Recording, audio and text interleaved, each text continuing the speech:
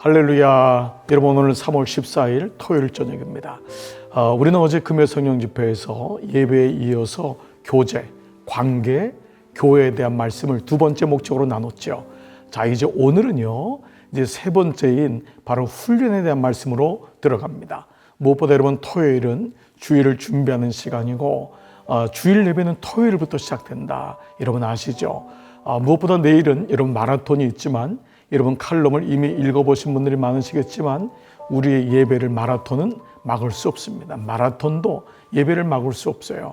여러분 이미 교회에서 공지된 내용을 잘 보시면은요, 중간중간 주소를 입력하시면 오시는 길이 어렵지 않습니다.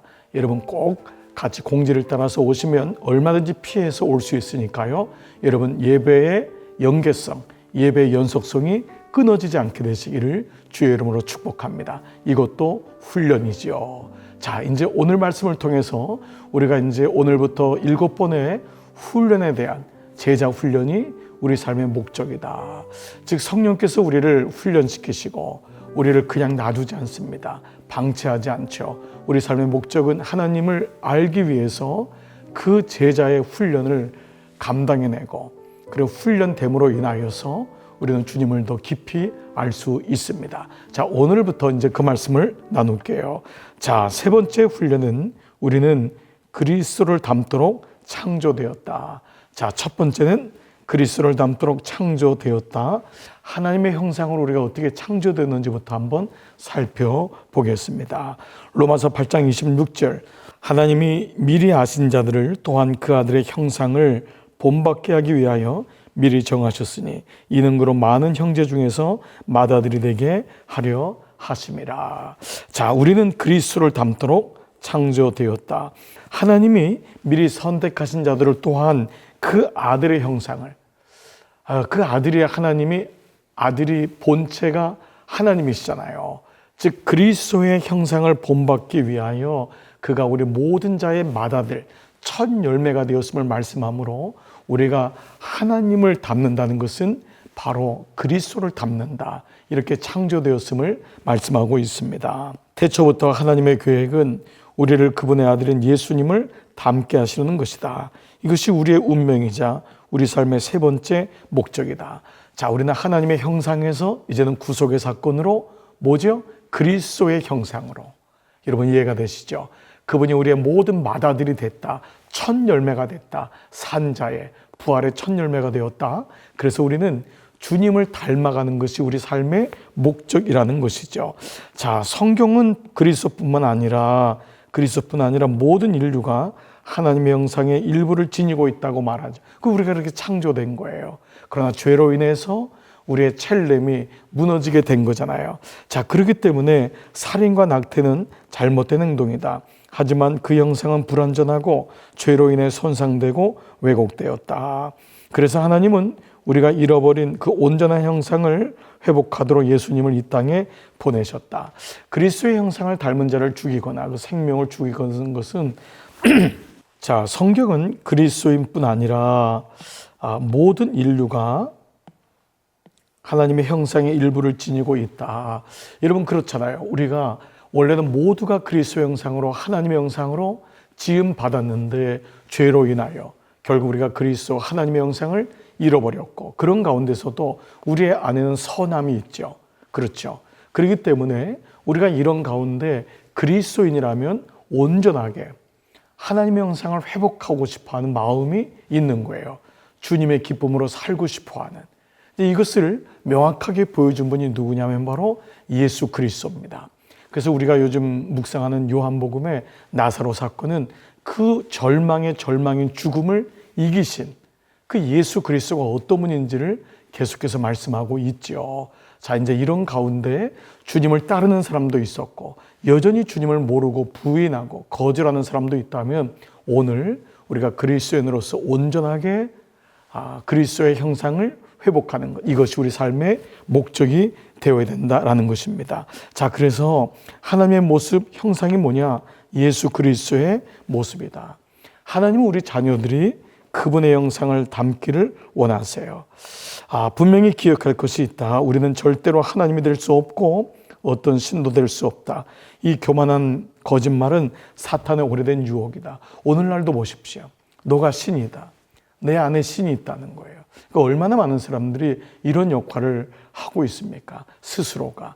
그러니까 포스트 모더니즘이라고 하는 건 뭐냐 하면 내가 진리다. 내가 신이다 라는 것입니다. 모든 종교는 자기가 신임을 얘기합니다. 결국 너가 신이 될 거다. 득도할 거다. 네 안에 신이 있다. 그래서 신의 흉내를 냅니다. 성경은 절대 그렇지 아니합니다. 하나님이 계신 거예요. 창조주는 창조주고 우리는 엄연한 피조물이지만 그 가운데 예수 그리스도를 통하여 이 하나님을 닮게 하는 그러한 놀라운 삶의 모습을 우리에게 보여주고 있죠.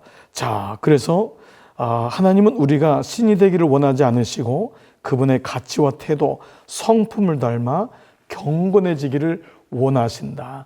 여러분, 이게 완전히 다른 거예요. 성령은 신이 되라고 주신 영이 아닙니다. 성령은 하나님의 거룩한 영이기 때문에 그 영이 임하면 주님을 닮고 싶어져요. 주님의 생각, 주님의 뜻대로. 그래서 삶의 가치가 바뀌고 이 땅에서 하나님 나라를 이루는 거예요. 근데 모든 여러분 거짓 신을 보십시오. 그건 뭐죠? 신을 받으래요. 이건 굉장히 비슷한 것 같은데 아주 본질적으로 다릅니다. 그리고 신이 임한 사람의 모습을 보십시오. 비참합니다. 정말 우리가 이런 걸 보면은 성령을 우리에게 주시는 것은 같은 영일지라도 영이라고 단어를 쓸지라도 완전히 다른 것을 알게 됩니다. 사악한 귀신의 영과 거룩한 영은 달라요. 성령이 오면 주님의 뜻을 알고 싶어하고 주님을 따라 살고 싶어하고 성품과 태도와 가치가 달라지는 것이죠. 보십시오. 너희는 유혹의 욕심을 따라 썩어져가는 구습을 따르는 옛사람을 벗어버리고 오직 너희의 심령이 마음과 영이 새롭게 되어 하나님을 따라 의와 진리의 거룩함으로 지으심을 받은 새 사람을 입으라. 하나님이 이 땅에서 우리의 삶을 통해 이루시려고 하는 최종 목표는 편안한 삶이 아니에요. 그것은 그리스도를 닮는 성품이에요. 그리고 하나님을 더 예배하고 나는 온전한 피조물이고 하나님의 온전한 하나님이심을 고백하게 하고 주어 찾기가 명확해지는 게 성령이 우리에게 주시는 은혜인 것이죠. 즉 우리가 영적으로 성장하여 그리스도를 닮기를 원하신다. 이게 이번에 포인트인 영적 제자 훈련. 우리를 영적으로 성장하여 그리스도를 닮기를 원하신다는 것입니다. 자, 먼저 우리 안에 역사하시는 하나님의 영, 우리 안에 그리스도를 닮은 성품을 만드는 것은 당연히 성령의 일이에요. 성령께서 그 마음을 주셔요. 하나님의 영이 우리 안에 오면은 주님의 기쁨이 되고 싶고 예수님을 따르고 싶어 하죠. 보십시오. 우리가 다 수건을 벗은 얼굴로 거울을 보는 것 같이 주의 영광을 보매 그와 같은 형상으로 변화하여 영광에서 영광에 이르니 곧 주의 영으로 말미암는다. 이 주님을 닮아가는 과정을 성화라고 부르죠. 이겁니다. 세 번째 목적. 첫 번째 목적이 뭐였죠? 예배. 두 번째 목적이 관계. 주님과 교제, 가족이다. 가족이 되려면 우리는 주님, 그 가족의 중심되는 주어이신 주님을 따르고 주님을 닮아가고자 하는 이 성화, 이 과정이 우리 삶의 세 번째 목적입니다. 우리의 힘으로는 예수님 성품을 개발할 수 없어요. 어떤 결심, 의지, 좋은 의도로는 충분찮아요. 먼저 성령만이 우리 삶을 원하시는 변화를 일으킬 수 있어요. 여러분, 이것이 믿음과 결단의 차이라고 했잖아요. 믿음은 성령님이 하나님이 주시는 은사예요. 그 은혜를 내가 받아들일 때 내가 스위치를 올리는 거예요. 스위치를 올리는 건 내가 해야 돼요. 마르다가 주님께서 마르다에게 나를 믿냐? 라고 했을 때 마르다가 난 주님 못 믿어요. 계속 저항하거나 거절한다면 주님의 은혜가 우리 안에 들어올 수 없죠. 기꺼이 믿어야 돼요. 나가야 돼요. 부르신다고 하면 마을 바깥으로 나가야 돼요. 돌을 옮겨야 돼요. 그리고 죽은 나사로의 옷 그 헝겊을 그 수의를 벗겨야 되는 것이죠. 자, 이런 의미에서 첫 번째는 먼저 예수님 말씀, 즉 성령이 이 모든 일을 시작하시는 첫 번째 시작이 됩니다. 당연하죠. 성령님만이 우리를 온전히 성화할 수 있어요. 자, 그런데 두 번째는 그 성령의 사역에 우리가 협력하는 것이 중요합니다. 성경 전체에서 거듭되는 중요한 진리가 있어요. 우리가 믿음의 발걸음을 내딛는 순간 성령의 능력을 드러내셔요. 여호수아가 요단강이라는 넘을 수 없는 장벽에 직면했을 때 지도자들이 순종과 믿음으로 그 거센 물살에 발을 내디딘 후에 강물이 약해졌어요. 순종할 때 하나님의 능력이 들어와요. 믿을 때 그 믿음과 순종이 요한복음에서 같은 어원이라는 것을 기억해야 됩니다. 우리가 믿을 때, 순종할 때 능력이 드러납니다. 하나님은 우리가 먼저 행동하기를 기다리시기 때문에, 순종하여 우리가 그 행동을 먼저 행동하기를 기다리시기 때문에 우리 안에 내적인 자신감이나 확신이 들 때까지 기다리지 말라는 거예요. 약점이 있어도 먼저 행동, 순종하라는 거예요. 두려운 감정이 따라도 옳은 일을 하면서 앞으로 나가라는 거예요. 그런 마음이 와도요. 이것이 성령과 협력하고 우리의 성품이 개발되는 방법이다. 이것은 굉장히 두 가지의 아주 깊은 관계를 가지고 있습니다. 절대 우리의 행동이 먼저 되진 않지만 성령께서 우리에게 마음에 감동을 주고 그것으로 주님이 우리로 하여금 행동을 일으키게 하신다는 거예요. 자, 좀 더 볼까요? 구원은 노력으로 얻을 수 없지만 영적으로 성장하려면 우리가 힘써 노력해야 된다. 이 두 가지가 같이 가는 것. 그 성령이 그 마음을 또 주세요. 참 이게 놀라운 거죠. 신약 성경에 예수님을 닮아 성장하기 위해 힘쓰라는 말이 8번이나 나온다. 가만히 앉아 기다려서는 성장할 수 없다. 그러므로 성령이 여러분에게 주시는 그 마음 중에 그 어떤 반응 중에 표식 중에 하나가 하나님의 열심이 내 안에 오는 거예요. 하나님 마음에 그를 위해서 기도해 주고 싶고 헌신하고 싶고 봉사하고 싶고 일어나고 싶고 그 마음이 온다는 것이죠. 즉, 첫 번째는 성령이 성화시키고 두 번째 우리는 성령과 협력한다. 같이 동역자가 된다라는 것. 성령이 말할 수 없는 탄식으로 우리를 위해 간구할 때 내가 그 마음을 듣고 일어서는 것. 자, 세 번째는요. 말씀, 사람, 환경을 통해 우리를 빚어나가세요. 이 세 가지는 모두 성품을 개발하기 위해 꼭 필요한 요소다. 하나님 말씀은 우리가 성장하는 데 필요한 진리를 공급하고 하나님의 사람들은 우리가 성장하는 데 필요한 자원을 지원을 해주고 상황은 우리가 그리스도를 닮은 성품을 실제로 훈련할 수 있는 환경을 제공한다. 말씀, 사람, 환경. 이 세 가지가 우리를 하여금 성장시킨다는 것입니다. 만일 하나님 말씀을 공부하고 적용하고 다른 사람들과 정기적으로 교류하고 어려운 상황에서도 하나님을 신뢰하는 법을 배운다면 우리는 예수님을 더욱 닮아갈 수 있다. 우리 교회의 표현으로 하면 뭐죠? 영적 장치입니다. 하나님 말씀 묵상이 내 안에 있는 거예요. 이걸 영적 장치로 잘 마련해 두어야 돼요. 하나님의 사람들과 나누고 그리고 환경이라고 하는 교회 환경, 세상 이런 모든 환경이 오히려 우리를 성장시키게 만든다라는 것입니다. 자, 만약에 많은 종교에서처럼 산꼭대기 수도원에서 다른 사람들과 접촉하지 않고 고립되어 가는 사람들을 영적으로 가장 성숙하고 거룩한 존재로 여긴다. 하지만 이것이 심각한 오해라는 거예요. 왜냐하면 처음부터 하나님은 관계로 형성됐어요. 여러분 어제 금요 성령 집회 때 창조는 뭐죠? 관계의 시작인 거예요. 관계의 시작인 거예요. 이게 창조인 거예요. 그러니까 일반적인 종교하고는 달라요. 일반적인 종교는 혼자 산에 올라가서 득도하고 여기서 끝나요. 외롭게 살아요. 여러분 보십시오. 민간 종교들을 보세요. 신을 받았다고 하는 사람들. 근데 성령은 달라요. 성령은 너무너무 기쁜 거예요.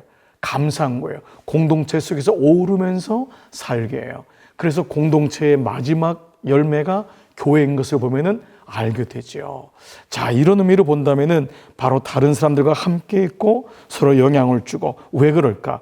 영적 성숙은 예수님처럼 사랑하는 법을 배우는 것이므로 다른 사람들과 관계를 맺지 않고는 예수님을 닮는 연습을 할 수 없다. 비록 그것이 느린 성장의 과정일지라도 이것이 본질이라는 것. 여러분 결코 놓치시면 안 됩니다. 외롭게 신앙생활하지 마세요. 우리는 득도하려고 예수를 믿는 게 아닙니다. 혼자 외롭게 신을 받는 게 아닙니다. 성령이 오면요 공동체와 가족이 되는 거예요. 관계가 형성되는 거예요. 교회는 정말 좋은 곳입니다. 하나님의 선물입니다. 이 안에서 여러분이 성장이 이루어지기를 기도합니다.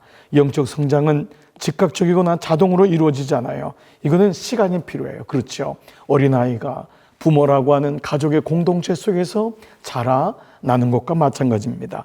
평생에 걸쳐 점진적으로 발전하는 것이에요.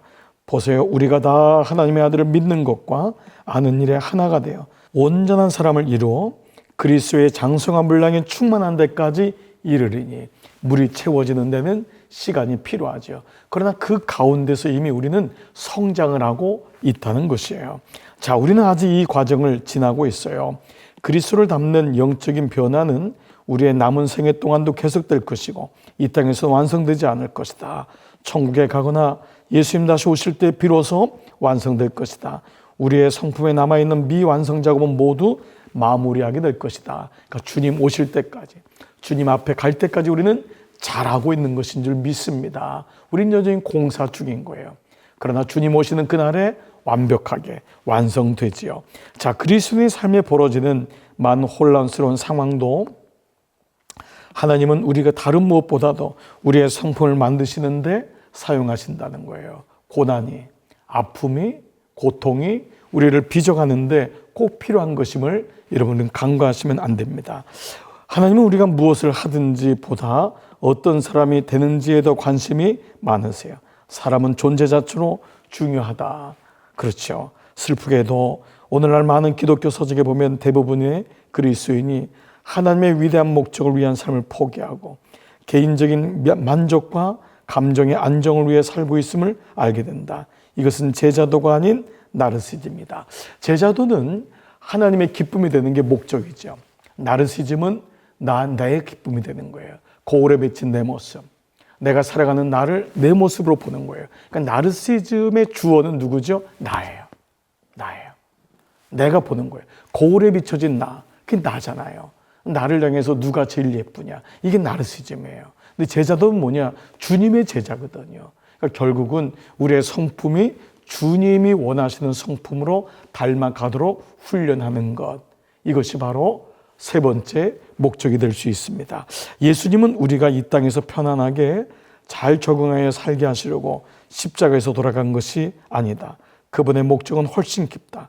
그분은 우리를 천국으로 데려가시기 전에 우리를 자신과 같은 사람으로 만들기를 원하신다. 이게 이 땅에서 하나님의 형상으로 지음받고 하나님 나라를 이루어 가는 것이죠.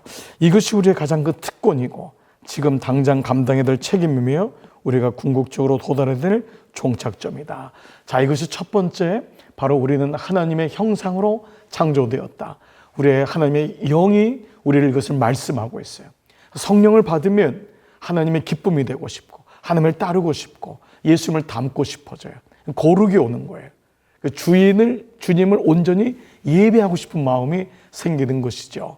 자, 이것이 우리에게 세 번째 목적임을 우리는 알았습니다. 자, 오늘 그리스도를 닮도록 창조되었다. 생각할 점, 나는 그리스도를 닮도록 창조되었다. 그래서 우리가 요즘 요한복음의 묵상이 너무 우리에게 필요한 것입니다. 그리스도가 누구신가? 예수님이 어떤 말씀을 하셨나? 예수님은 어떤 모습이었나? 그게 예수님이 우리 삶에 하나님의 자리에 그리스도가 명확하게 들어가는 것이죠. 자, 요절 말씀. 이렇게 해서 우리는 주님의 형상으로 변화하여 점점 더 큰 영광에 이릅니다. 그 영광은 성령이신 주님께로 나오는 것입니다. 그러니까 성령과 주님과 하나님이 삼위일체예요. 성령이 오면 하나님께 예배하고 싶고 예수님을 닮고 싶고 예수님을 믿으면 성령님의 충만을 구하게 되고 예수님을 닮으면 내 힘으로 안 되니까 성령님의 은혜를 구하고 그 은혜를 구하니까 하나님의 어떤 분인지가 보이고 그러니까 성부와 성자와 성령 자체가 이미 관계인 것이죠. 자, 그래서 오늘 우리 적용 질문, 내 삶의 어느 부분에서 예수님을 닮기 위해 성령의 능력을 구해야 할까? 사랑하는 여러분, 오늘도 말씀 묵상과 이 저녁에 목적 이끄는 삶을 통해서 여러분의 삶을 돌아보시고 주님, 제 안에 성령의 은혜가 필요합니다. 저의 이런 부분들을 주님 고쳐주십시오. 그 마음이 올 때 성령께서 우리에게 그래, 결단해보자. 그래, 이렇게 해보자. 그런 마음을 또 주세요. 그러면 우리 마음에 결단이라고 하는 놀라운 은혜가 주실 줄 믿습니다. 자, 여러분 오늘 토요일 저녁 여러분 안식하시고 평안한 또 밤 잠을 이루시기를 바랍니다. 주일날 거룩한 주일입니다. 주일은 예배 첫 시간이고 한 주간의 첫 시간이고 우리 삶의 첫 시간입니다. 여러분 이 예배는 우리 삶의 첫 번째 목적입니다. 예배의 연속성, 이번 주 칼럼 잊지 마시고 예배가 절대 중단되지 않기를 여러분 기도합니다. 그래서 내일 여러분 성전에 모여서 예배의 기쁨을 누리고 목장에서 교제하면서 또 한 주간도 승리하기를 주의 이름으로 축복합니다. 기도하겠습니다. 아버지 하나님 감사합니다. 우리에게 세 번째 목적인 훈련, 하나님의 형상을 알게 하심을 감사합니다. 성령께서 우리 안에 하나님의 형상을 알게 하시고 닮고자 하는 마음을 주심을 감사합니다. 이를 통해 우리에게 이제는 주님을 닮을 수 있는 마음의 결단도 주시고 훈련할 수 있는 은혜를 주심을 감사합니다. 하나님, 내 안의 약함을 보게 하시고 성령께 구하게 하시고 성령이 말할 수 없는 탄식으로 우리를 향해 볼 때 그 마음에 또 다른 믿음의 결단이 일어나는 은혜가 있게 하여 주옵소서. 오늘도 주님께 모든 영광 돌리옵고 예수님의 이름으로 기도드리옵나이다. 아멘. 아멘. 여러분 수고 많으셨습니다. 평안한 밤 되시기를 기도합니다.